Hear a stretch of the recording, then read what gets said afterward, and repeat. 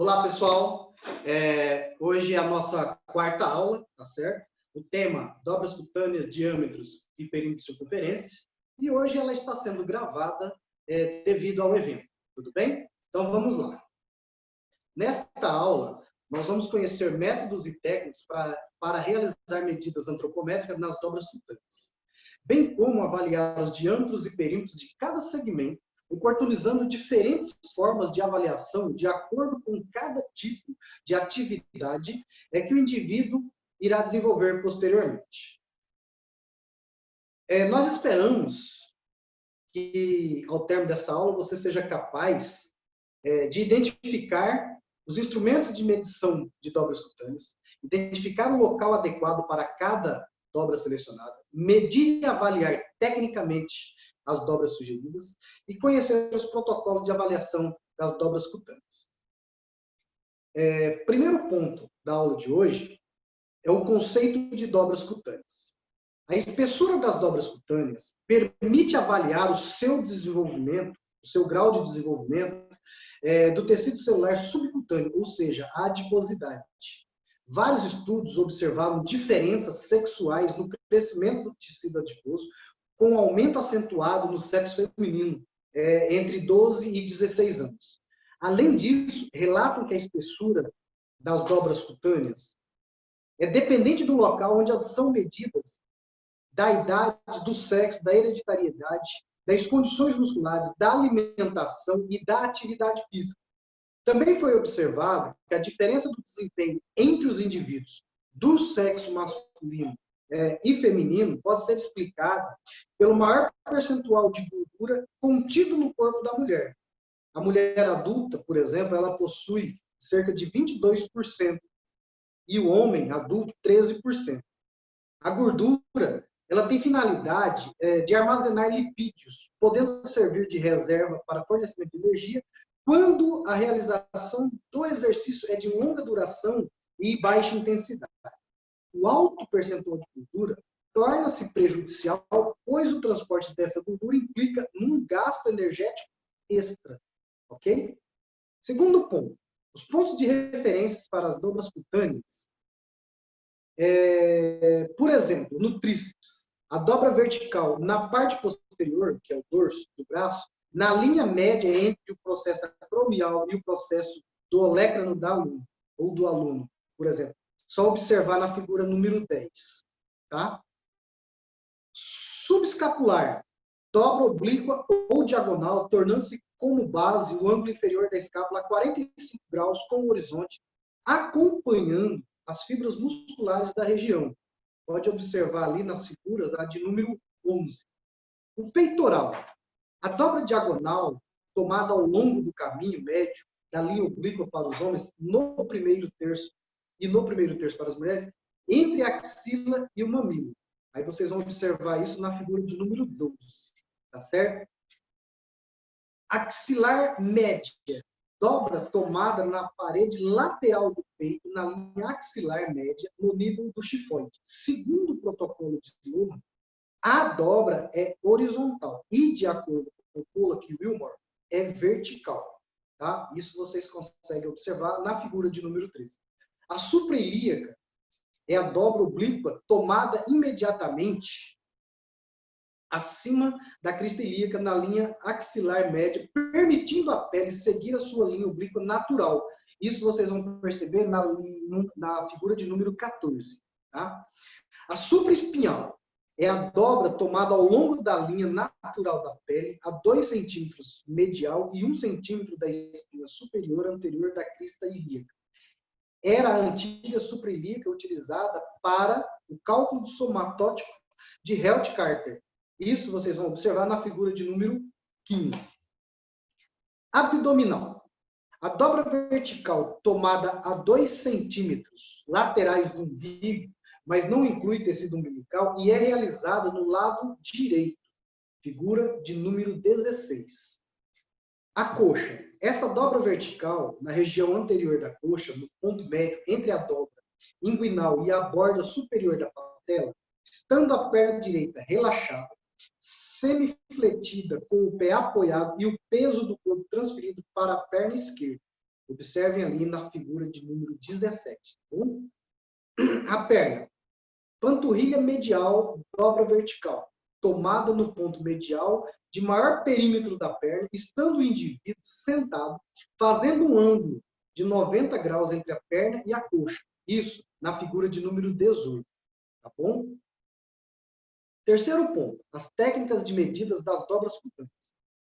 Primeiro, todas as medidas, elas devem ser feitas do lado direito do corpo, o que constitui recomendação do Comitê de Antropometria, do Grupo de Alimento e Nutrição, do Conselho Nacional de Pesquisa e do Comitê Internacional de Padronização dos Testes de Aptidão Física. Segundo, cuidadosamente, você vai identificar o ponto de referência e marcar o local da dobra por duas linhas paralelas, distanciadas por cerca de 3 a 4 centímetros. Na prática, utilizamos a largura de 2 dedos, especialmente se você for um principiante. Isso você vai observar na figura de número 19. Okay? Terceiro ponto. A dobra cutânea deve ser pinçada, tomada por uma pegada pelo polegar e o dedo indicador da mão esquerda voltados para baixo. A mão se posiciona acima da entrada do aparelho. 4.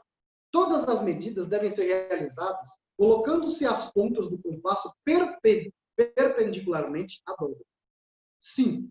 Deve haver o cuidado de não incluir tecido muscular. Em caso de dúvida, recomenda-se a execução de uma contração prévia. 6. O compasso não deve tocar os dedos da mão esquerda. Fazer a entrada das pontas do compasso a 1 centímetro abaixo da pegada e na mesma profundidade. 7. A precisão do compasso de dobra deve ser aferida por meio da medida de blocos, cuja espessura seja conhecida. 8. Segurando a pegada, faça a leitura da medida no máximo 2 a 3 segundos após a liberação das pontas do compasso. Isto é, após a liberação da mola, permitindo a pressão do aparelho. 9. Somente solte a pegada depois de retirado o compasso do local da dobra. Não libere bruscamente a mola do compasso. Feche vagarosamente, prevenindo assim danos da calibração. 10. O medidor deve estar bem treinado. Okay? 11. Repetir ao menos 2 vezes cada medida, buscando uma boa correlação entre elas. 5 a 10% é a variação. Em caso de variação, toma-se a média de 3 medidas como resultado. Certo? Com relação aos diâmetros.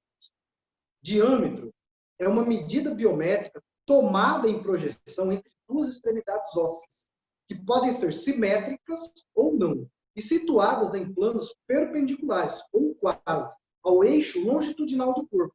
São medidas antropométricas somáticas que permitem analisar o desenvolvimento corporal horizontal, transversal ou anteroposterior. Utiliza-se o compasso de barras ou paquímetro. Ok? Biacromial é a distância máxima entre os bordos laterais dos processos acromiais. Mede a largura das escapas.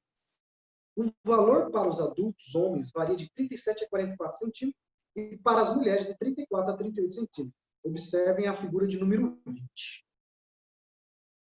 Nos indivíduos obesos, por exemplo, a realização da medida bicrista ilíaca se torna muito difícil em face da grande quantidade de tecido adiposo que se impõe entre o osso e a pele. Deve-se aproximar o compasso o mais possível da crista ilíaca, pressionando. O valor desse diâmetro varia de 25 a 30 centímetros para homens e de 24 a 28 para mulheres.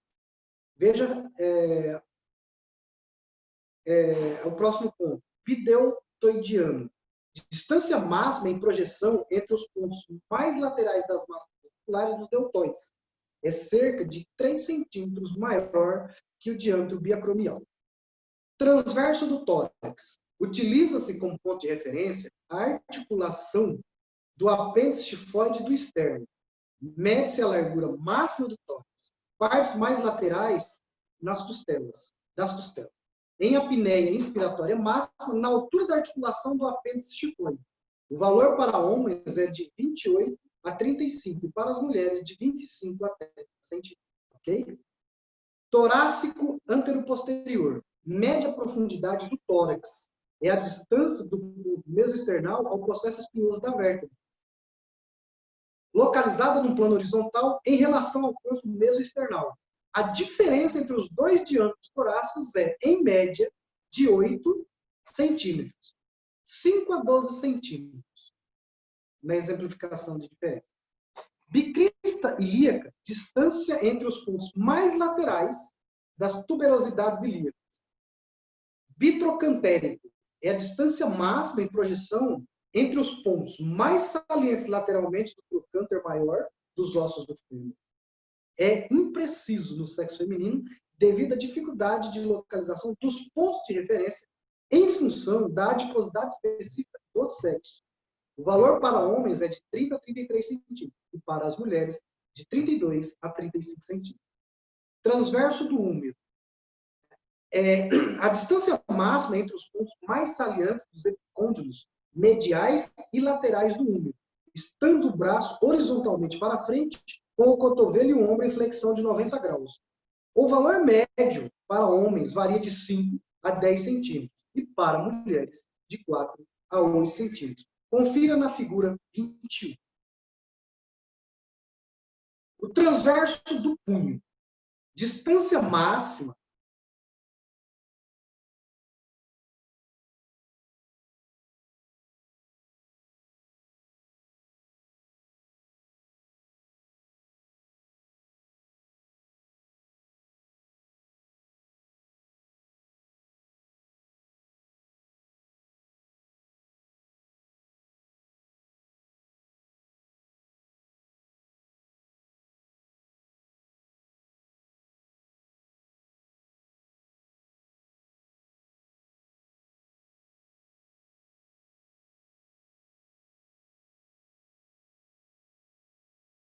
valores em torno de 8 a 12,5 centímetros, e as mulheres de 7 a 7,5 centímetros. Confira aí na figura.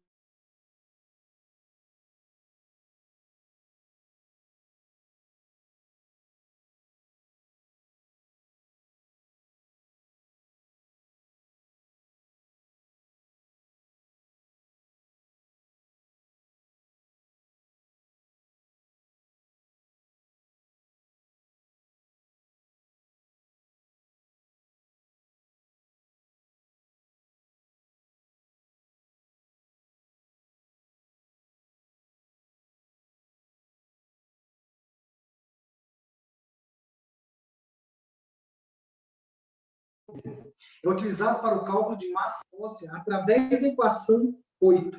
De Rose e Cole, em 1984, citaram em que são medidas a estatura e os diâmetros transversos do punho e o diâmetro transverso do fêmur, fornecendo a massa óssea.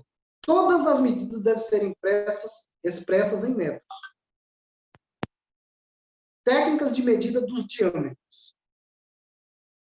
Primeiro, parte do corpo a ser medida sem vestimento. Segundo, os pontos de referência devem estar devidamente marcados. Terceiro, diâmetros anteroposteriores executados ao lado esquerdo do avaliado. 4. Diâmetros transversos podem ser medidos de frente ou pelas costas, dependendo da medida. 5. Pontas do compasso apoiadas sobre as demarcações com firmeza. 6. Compasso posicionado na horizontal. 7. Resultado é dado em centímetros. Okay? Então, vamos lá. Perímetros ou circunferência. Os perímetros, também conhecidos como circunferência, são medidas antropométricas sobre planos transversais ao maior eixo longitudinal do corpo, medindo, portanto, os seus contornos. Permitem conhecer melhor o grau de desenvolvimento das estruturas musculares, ósseas e gordurosas de um determinado segmento, o grau de simetria dos membros e o estado de nutrição. Apresentam uma variação normal com a estatura do indivíduo e utiliza-se uma fita metálica flexível ou fibra de vidro. Cefálico.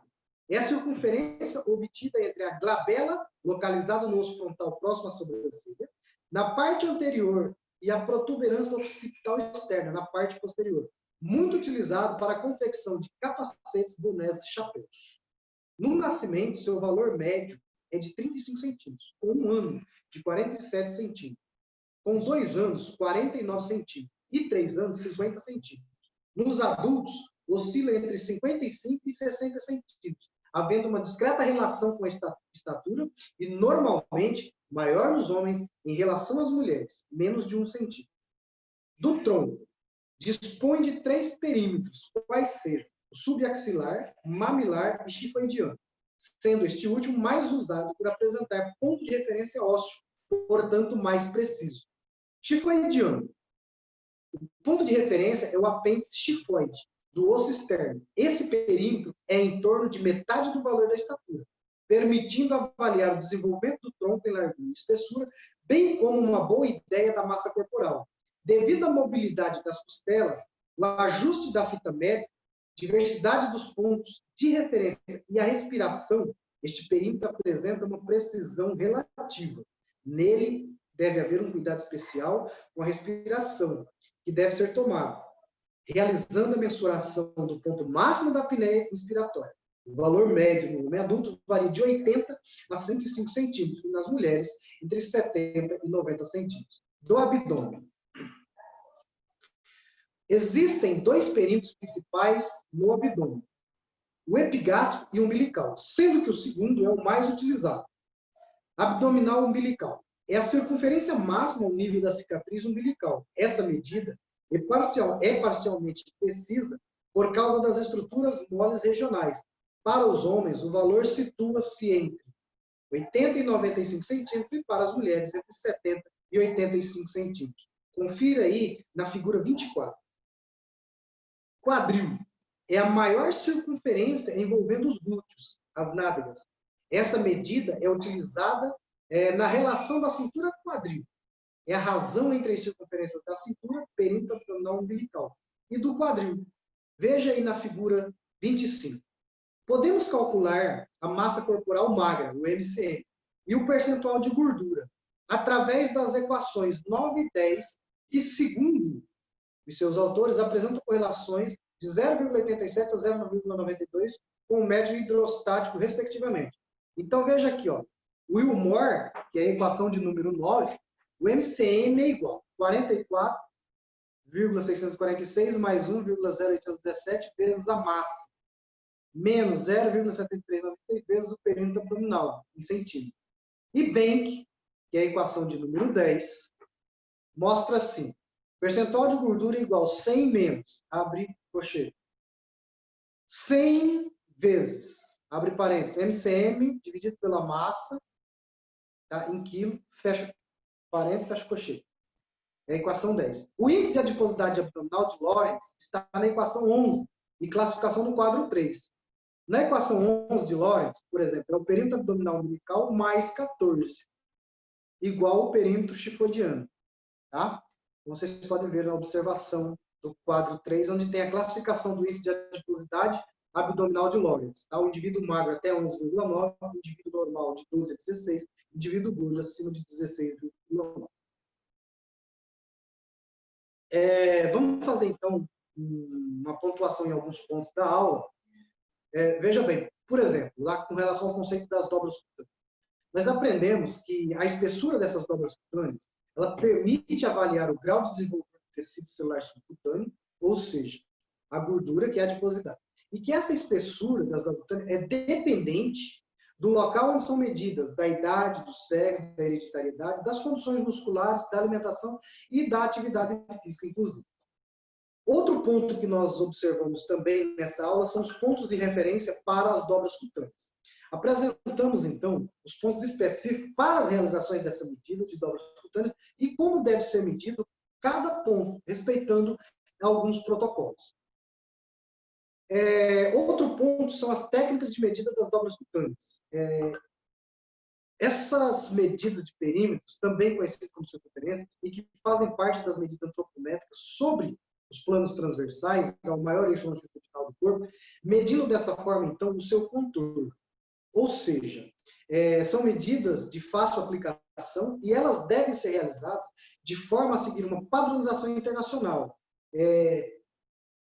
para que sirva, para que esses resultados possam ser comparados e avaliados, né, para que se tenha uma referência de como se fazer essa avaliação. Tá ok? Eu vou deixar 2 links de vídeos também, fora essa aula, que é um material complementar sobre esse assunto, ok? Então, vocês fiquem à vontade para assistir. Qualquer dúvida, é só me acionar lá no Google, tá ok? Muito obrigado pela atenção de vocês. Boa aula!